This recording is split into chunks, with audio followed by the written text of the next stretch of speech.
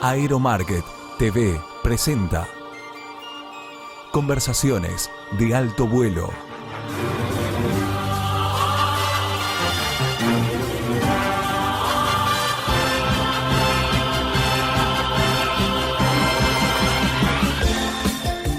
Estas empresas que invierten y trabajan para el crecimiento de la aviación civil argentina auspician Conversaciones de alto vuelo. Aerotech, soluciones aéreas, representante Tecnam y Trash Aircraft, www.aerotech.com.ar. Aerowise, redefinimos la experiencia de volar, www.aerowise.aero. ARAvia, líder en repuestos aeronáuticos, distribuidor oficial de importantes fabricantes, amplio stock y el mejor servicio. www.aravia.com.ar. Cielo, mantenimiento y venta de aeronaves, representante Cirrus Aircraft, más de 40 años al servicio del cliente. www.cielosa.com.ar. Helipower. Brindamos el más completo servicio de mantenimiento, reparación y personalización de helicópteros. www.helipower.com.ar. Howard Johnson. Visita nuestros 40 hoteles en todo el país. Howard Johnson. Cerca tuyo, lejos de todo.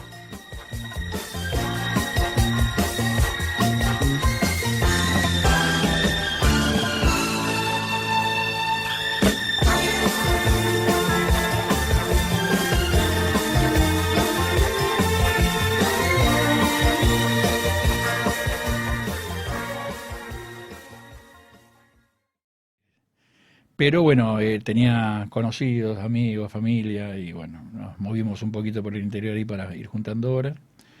Y bueno, en aquel tiempo juntar horas no era fácil. Sí. Así que había que ir todos los días al aeropuerto, esperar las oportunidades. Era otra cosa. Hoy en día sería impensado que un chico pueda hacerlo de la misma forma, ¿no? Sí. O sea que evidentemente tenemos que desarrollar la aviación para que las oportunidades sean un poco más accesibles. Hoy no hay oportunidades realmente de juntar horas, hay que pagarlas. Y eso es muy... En estos tiempos sería casi imposible para alguien poder hacer toda la carrera pagándola, ¿no? Salvo que tenga una posición económica muy buena. Muy cuesta arriba. Claro. ¿Vos hiciste INAC o fuiste? No, hice todo en ETAP. Todo en etapa. Sí. O En sea, ETAP y en IDEA creo que hice no me acuerdo si hice la de instructor o la de comercial de primera, pero los dos somos exalumnos de Demetrio. Demetrio Sí, Fernández y sí. Yoli. Un gran hacedor en la aviación civil, sí, sin duda. Tu carrera muestra muchos escalones, como es toda la carrera de piloto, ¿no? Sí. Bueno, no todos los pilotos, no todos. No, bueno. Algunos tienen oportunidades tempranas. Sí. Pero sí, en general no es una carrera fácil. No es una carrera fácil. Se va escalonando. Bueno, en el caso mío, yo desde del volar en Don Torcuato, digamos freelance, a entrar en Lapa, allá por el año 88, volando que fines había. del 88, el SAP 340, sí. Y bueno, haciendo toda esa carrera inicial en Lapa hasta el año 2003, que fue el cierre, ¿no? Ahí pasamos, los que estábamos en Lapa, a una empresa que duró muy poquito, que fue estatal, que fue una especie de seguro de desempleo, si se quiere llamar de alguna forma. LAPSA. Y de LAPSA el convenio con LAN Chile, en aquel momento, con LAN, mejor dicho, era el nombre real era LAN. Ya privada. Y aquí LAN Argentina, ¿no? Ya privada. Sí, ya era privada, sí. Vos fuiste piloto y te desempeñaste como un trabajador. Totalmente. ¿Quién te representaba en ese momento sindicalmente? El principio de todo fue en APLA, allá en el año 88. Estaba por aquel tiempo, digamos, no tan era más una asociación que un sindicato. Trabajaba más como asociación profesional que como sindicato. El cambio a sindicato y a la incorporación a CGT, eso vino muchos años después, vino de la mano de Pérez Tamayo como presidente. Y en aquellos tiempos, en los principios, la actividad en realidad, digamos, era poco gremial, era más profesional que gremial. Después sí se fueron adecuando las cosas y también las empresas empezaron a cambiar su manera de relacionarse. Entonces empezaron a aparecer, por ejemplo, el APA apareció parte de recursos humanos de una forma más desarrollada, con más personal. Y bueno, ahí se empezó a hacer los intercambios en las paritarias y demás, que todavía los que éramos, te hablo del año 95 más o menos, sí. 94, 95, teníamos más relevancia los que éramos de la propia empresa que lo que era la paritaria conformada sindicalmente. Si nosotros como empleados de la empresa éramos los que nos sentábamos únicamente a negociar. Eso con el tiempo cambió. Los que terminaban negociando normalmente era la paritaria conformada desde la comisión directiva del gremio, con lo cual el cierre de la negociación no era nuestro, ¿no? Como empleados. Eso específicamente en el caso LAN, ¿no? ¿De LAN? Claro, de la TAM. De la TAM. En el momento que te digo... Ya más cerca de nuestro tiempo, ¿no? Claro. Sí, eso se fue mutando, es decir, ¿cómo explicarlo? De alguna manera más sencilla. La palabra cantante era de la comisión directiva. Entonces... Pero la negociación la hacían ustedes. Parte sí, parte no. Normalmente, ya te digo, el cierre no quedaba en manos de los delegados paritarios de la empresa, sino de la comisión directiva, que curiosamente no eran de la empresa, ¿no? Eran en el caso de lo que nos pasó a nosotros, siempre eran pilotos de Aerolíneas Argentinas. Y en el sentimiento de Fernán Aras y de tus compañeros de aquel entonces, vos sos bastante líder, ¿cómo vivían, cómo sentían a la empresa sería la...? No, la empresa siempre mantuvo sus pretensiones con respecto a la contraprestación del trabajo, pero de alguna manera fue accediendo a mejores condiciones comparado con lo que fue en 2005, ¿no? Claro. Con una sucesión de hechos sindicales. Lo que pasa es que con el tiempo y con el agravamiento de las condiciones con que se trabajaba en la TAM, se empezó a ver un espíritu que no era el de salvar el trabajo, sino de regular su expansión y su crecimiento. Esto a la luz de el tema que te mencionaba antes, de que bueno, el espíritu también de APLA es obviamente el personal de Aerolíneas Argentinas, ¿no?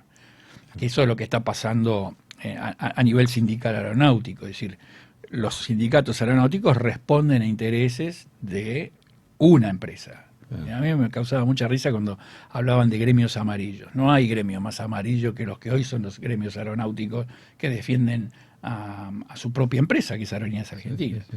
No fue así. Su feligresía. Claro, porque digamos no fue así en el momento de la pandemia, cuando nosotros empezamos a tener el problema de que ya la empresa amenaza con que se retira. Y nosotros teníamos que tratar de alguna manera imponer no te digo una obligación, pero sí una casi obligación de quedarse, que era decir, te estamos dando todo para que te quedes, no te vayas. Claro. Sin embargo, estos gremios lo que asumieron en las negociaciones en el Ministerio de Trabajo fue no participar de ningún tipo de concesión con respecto a la empresa y tenía que cumplir lo que ellos querían, ¿no? Ahora, bueno, después tuviste responsabilidades gremiales. Sí, eso fue un poquitito antes, cuando ya veíamos cómo venía el tema de representación, no nos sentíamos representados. ¿Qué año estamos ahí hablando? 2019. Sí. 2019 ya la situación era bastante complicada, la empresa ya había planteado en aquel momento la necesidad de hacerse de una herramienta que es el interchange de aeronaves para cumplir con la ruta Miami. Tal vez haya alguien que no sabe lo que es el interchange. yo creo que no se entiende qué es el interchange. El interchange, como tantas otras, tema matrícula y demás, son herramientas que hacen que una empresa pueda tener mayor eficiencia en el desarrollo de sus tareas. No es privativo de la línea aérea.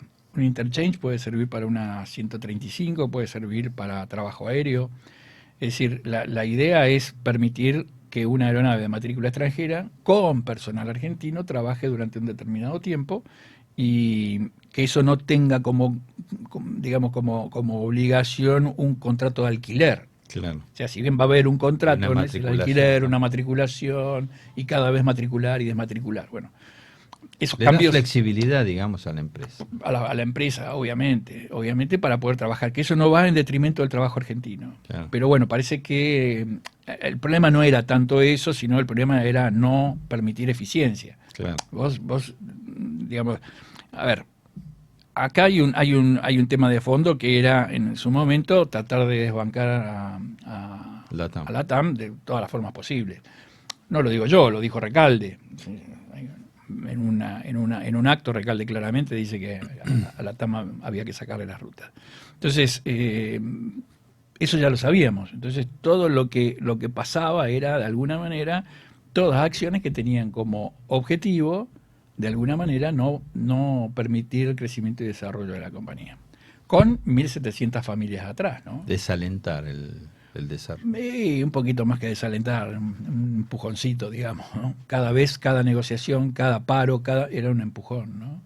¿Y ustedes cómo vivían esa situación? Bueno, ahí empezaron los conflictos, claro. Es una posición tal vez incómoda, porque vos decís, de un lado tenés empleados que defendés como gremialista, como sindicalista, y del otro lado las necesidades de una empresa por desarrollarse, por mantenerse, y un tercer frente, que es el gremio opuesto, con personería gremial. Cuando nosotros tuvimos ya nuestra conformación como sindicato sin prescripción, como se llama en el modelo, empezamos a resolver o a intentar resolver nuestros problemas.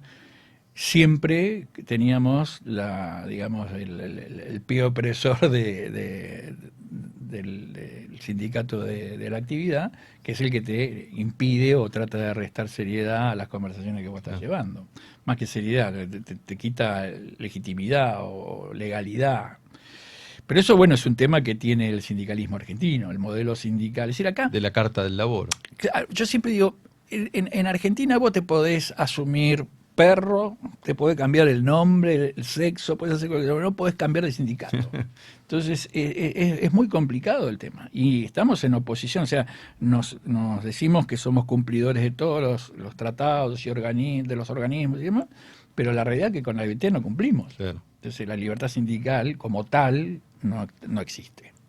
Y ese es un problema, porque, insisto, cuando vos tenés una empresa que está mantenida por todos y tenés empresas que compiten con sus propios fondos y riesgos, y además tenés convenios muy beneficiosos en la empresa estatal y no los tenés en la otra, evidentemente esos gremios van a trabajar por defender sus beneficios y privilegios. Y van a tratar de que nadie haga sombra en la explotación del servicio. Y eso trae problemas. Entonces, evidentemente, lo que se necesita aquí es un cambio de modelo sindical, donde cada uno se pueda representar, defender sus intereses. Y de última, además, en Argentina vamos a tener que aceptar algún día que va a haber una persona que te va a decir, ¿querés trabajar conmigo en estas condiciones? Claro. Y esas condiciones son aceptadas o no. Si no son aceptadas, no tenés que trabajar en esa empresa. Un acuerdo voluntario. Claro, lo que no podés hacer es, una vez conformada la empresa, con determinadas condiciones, ir a cambiarlas, porque obviamente va a llegar un momento donde el hilo se va a cortar. Claro. Se apostó a que la TAM lo iba a seguir aguantando y eso no fue. Claro. La TAM lamentablemente se retiró. Insisto, con 1.700 familias atrás que perdieron su trabajo. Perdieron el trabajo, perdieron protección por la obra social.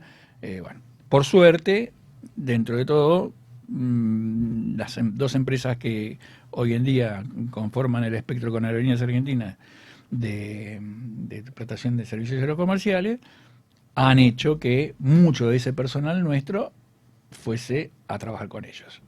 Y hoy en día están ascendiendo, te digo, muchos a capitanes, es decir, quizá hasta más rápido que lo que hubiesen. ¿Qué empresa? Y JetSmart y Flybondi, ¿no? Claro. Esas son las que hoy en día están llevando adelante. Ahora, vos, ¿cómo decirlo? Vos tuviste una labor posgremial importante, vos y tu equipo, porque tuvieron que asistir a gran parte de esas familias o algunos de esas familias que quedaron Sí, sin cobertura médica. sí, nosotros hicimos un trabajo, digamos, interesante para mandar al mundo, te diría, porque nos movimos en todos los niveles. De hecho, tenemos muchos compañeros que están trabajando, algunos por la gestión nuestra, otros no, en el extranjero. Y el otro tema muy importante, que tuvimos un grupo de gente muy valiosa en UPAL, que hizo armó el sistema de salud para poder continuar con las mismas prestaciones que teníamos. Eso es muy Como un importante. sistema solidario. Sí, exacto. Y eso no como obra social, es un sistema solidario, es correcto lo que decís. Eso se hizo con un trabajo muy duro y salvando a mucha gente que justamente era la de los 40, 50 años, cuando tenés chicos, que quedás en la calle, no tenés protección. Entonces ahí se armó un trabajo muy interesante que dio como resultado que ellos pudieran salir. Bueno, a los que han ido reinsertándose, por ahí han tenido la posibilidad de cambiar de sistema, pero el sistema sirve todavía para muchos y fue un trabajo muy bueno a nivel sindical. Sí. Ahora, hubo un momento en la pandemia que las empresas de todo el mundo dijeron tenemos que negociar cómo hacemos con los sueldos, porque habían dejado de operar, en todas partes se llegó a acuerdos, hubo intervención de los gobiernos para asistir a las empresas para que no quebraran, esperando a ver cómo se solucionaba, cómo evolucionaba la pandemia. Sí. Pero acá la TAM hizo una propuesta que muchos de la gente, de los agremiados, de los afiliados a UPAL, aceptaban. Sí. ¿Y qué pasó en el Ministerio de Trabajo? No, la reducción salarial que estaba propuesta, conforme lo que se había hecho en aquel momento en todo el grupo, era segmentada. Es decir, los salarios más altos eran los que iban a tener una reducción más fuerte y los salarios más bajos una reducción menor. Eso se aceptaba, de hecho lo habían aceptado ya todos los sindicatos de cada país y nosotros lo aceptábamos, pero los sindicatos de actividad dijeron que no. En todas las reuniones se manifestaron en contra de cualquier aceptación de una reducción salarial en tiempo de pandemia. Déjame recordar, porque alguna vez, no sé si mantuve una conversación con vos o con alguno de tus colegas dentro del gremio, me contaron que se pudieron sentar en la mesa, pero no pudieron votar, ¿no? A los gremios, simplemente inscriptos eran TCPA, Ustara y UPAL, y el ministro no aceptó, pero contundentemente, no aceptó ningún gremio simplemente inscripto. Era solamente los que tenían personalidad gremial. Ajá. Y eso... Todos dijeron que no se aceptaba. Entonces la empresa tuvo el mejor el mejor justificativo para irse. Claro. Porque si los gremios no le permitían hacer lo que en otros lados habían adecuado, obviamente era un empujón. En eso participó tanto el exministro Moroni como Meoni, que estaba en transporte. Bueno, él más lateralmente, es decir, el más importante fue Moroni. Moroni no aceptó eso. Meoni era un poco más accesible en general. Sí, no, tampoco se mató para... Evidentemente había instrucciones precisas de que la empresa se tenía que ir, ¿no? Como piloto que ha transitado todos los niveles de la aviación, vos sabes muy bien que la aviación comercial, el transporte, es una parte, si se quiere, no tan grande de la aviación. La más chica. siempre se habla del iceberg, ¿no?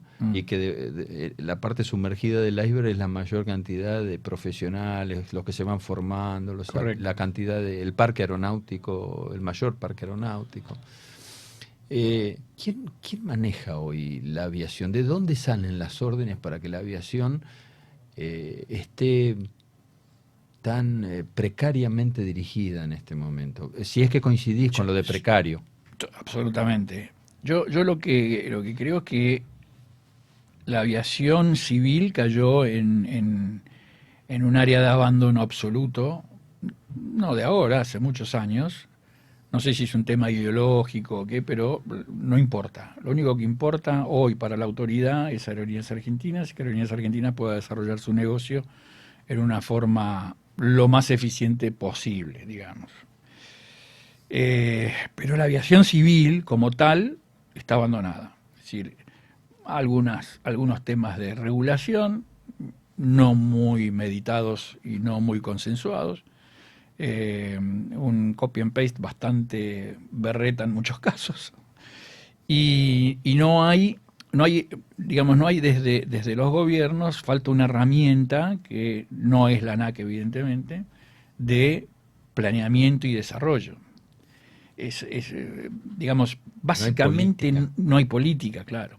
Pero tiene que haber alguien que la lleve adelante. Claro. Si no hay alguien que la lleve adelante, le hace secretaría, subsecretaría, no sé, ponerle el nombre que quieras, pero alguien que se ocupe de un montón de temas, digamos, que hacen a la política de la aviación civil. Ya no a la política del aerotransporte, te hablo de toda. Como con una visión global, digamos. Por supuesto. Porque, por principio, tenemos un montón de leyes que ya son obsoletas, o que tienen un montón de componentes obsoletos, como puede ser el código, arrancando por ahí.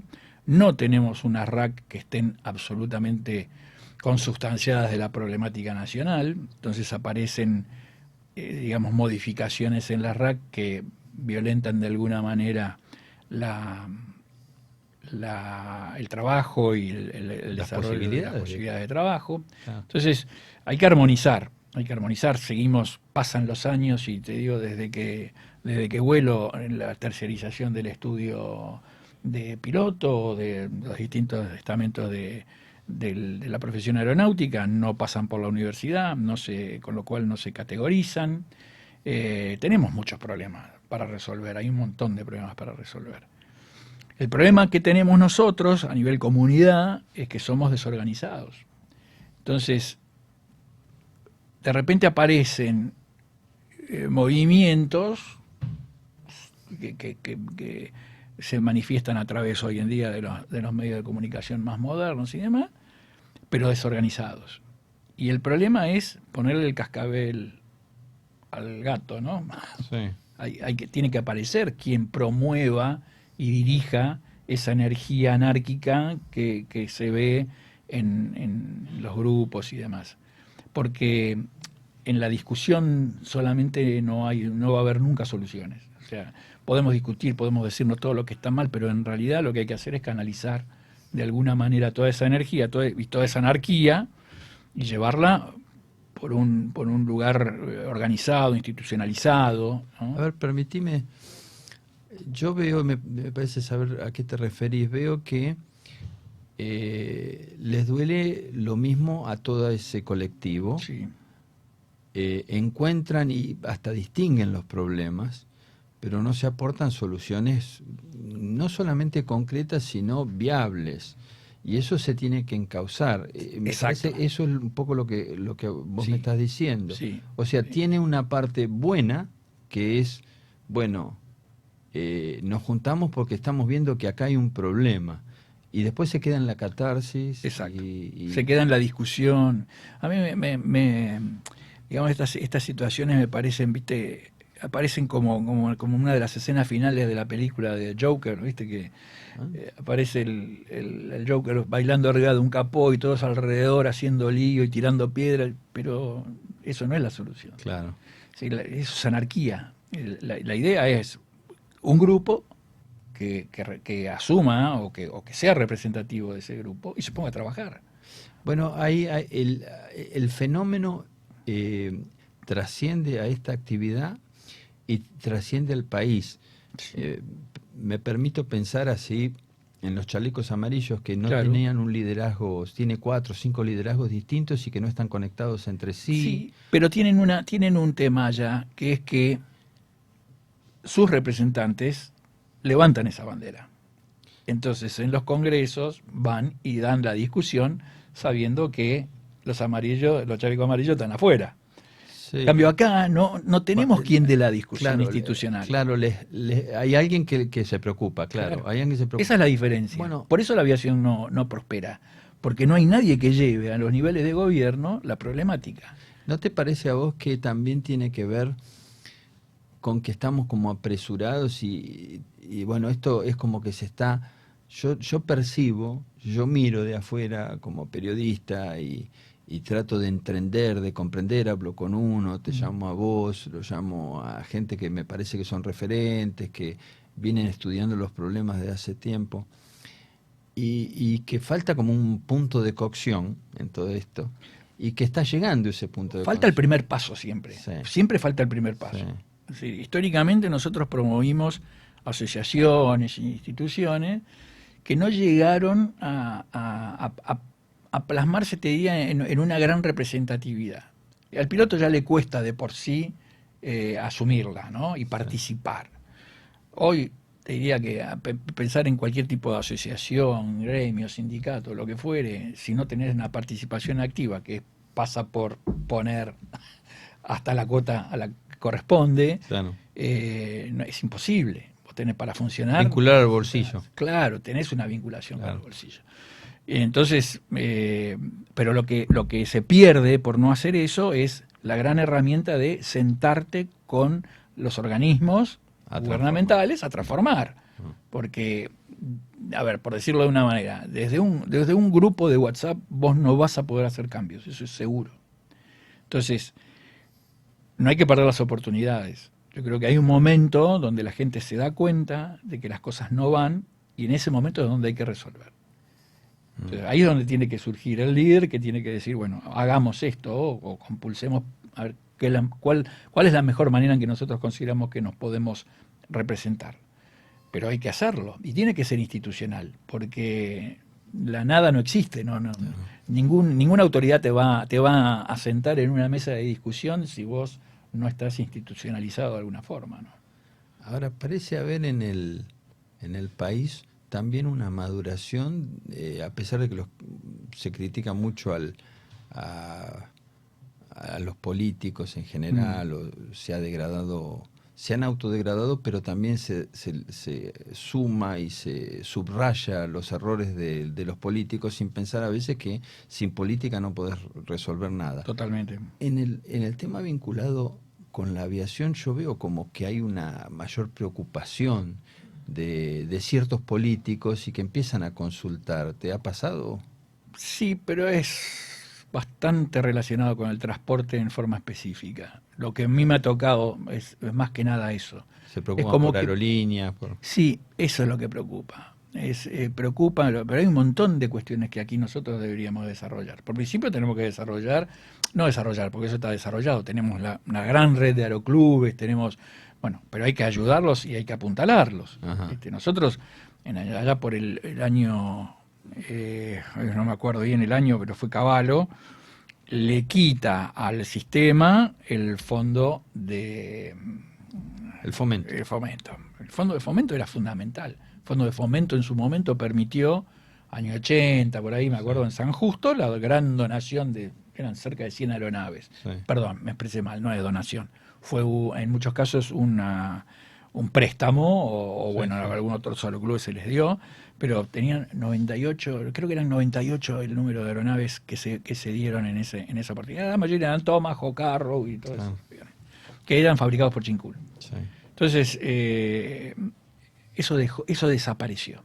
Y hoy en día tenés aeroclubes con aeronaves muy antiguas, con los instructores que no son instructores, digamos, no quiero usarlo, no son profesionales, no experimentados. No están en relación de dependencia. Ese hombre, por decirte una pavada, da instrucciones al aeroclub el fin de semana, pero durante la semana trabaja en la farmacia. Claro, ¿entendés? Claro. O sea, no es específicamente el instructor del aeroclub, con lo cual ese hombre pierde un montón de posibilidades de estandarizarse, de estudiar, de perfeccionarse. Hay algunos que lo hacen, otros no. Es un tema muy complicado, digamos, volver a jerarquizar todo eso, que es un gran esfuerzo por parte de todos los instructores de los aeroclubes. Y después tenés la otra, ha desaparecido el INAC. El INAC es una herramienta importante, que hoy te diría por ahí no es necesario que dé los cursos de comercial, pero trabajar con los instructores del interior. Claro. ¿Entendés? Claro. Entonces, debería haber una reacción. Hay que modernizarlo. Claro, pero reaccionar. Ahora, la escuela de náutica existe, la escuela de los capitanes o de los oficiales de los que funcionan en el fluvial, la escuela fluvial, creo que se llama. Claro, pasa que nosotros tenemos un problema que es el alto costo de la actividad. Entonces, a veces el Estado, y más en la situación en la que estamos, rechaza ese tipo de... Claro. Pero por lo menos concentrémonos en lo más importante del diagrama, que son los instructores. Claro. ¿no? Y a los aeroclubes hay que darles apoyo, porque cumplen una función social muy importante en el interior. Son los que generan los pilotos para la aeroaplicación, son los que nos van a brindar los pilotos del mañana para las líneas aéreas. No dejen de tenerlos. Hoy en día el problema de los pilotos es un problema mundial. Se han hecho a veces minicastas dentro de los clubes, ¿no? Sí, bueno, ese es un tema que normalmente, yo te digo, yo fui instructor del Aeroclub de Bariloche un año, allá por el 91, y era una discusión siempre en los aeroclubes, al que estaba en la comisión era el que sacaba el 182 y el otro volaba el Piper, pero sin destruir se puede reinventar, innovar. Sí, yo igualmente creo que eso tiene en los aeroclubes directa relación con la cantidad de afiliados o de socios que participan de la actividad. Si son poquitos, queda ahí, y si son aeroclubes grandes, que los hay y muchos, la participación societaria impide ese tipo de cosas. Todo lo que uno en la vida no ejerce y ocupa, lo va a ocupar otro. Y bueno, será en beneficio propio o en beneficio de los demás, dependerá de qué suerte tenga cada uno. Pero la realidad es que hay que ocuparse de las instituciones. ¿Y el futuro cómo lo percibís? ¿Sos un tipo optimista respecto de la aviación? Yo creo que la aviación puede con cambios, obviamente, con cambios, como te hablé antes, debería avanzar rápidamente, porque hoy por hoy no es un tema económico. Hay autos en la calle que cuestan más que un avión. Es decir, que lo que pasa es que hay que permitir, como digo siempre, hay que permitir herramientas para poder trabajar. O sea, en Argentina hoy no se puede hacer una fractional. Claro, pero por una cuestión legal, ¿no? Por una cuestión legal, hay que cambiarlo, hay que trabajar sobre eso. Hoy en día no se puede hacer un leasing sobre una aeronave de menos de 5.700 kilos. ¿Por qué?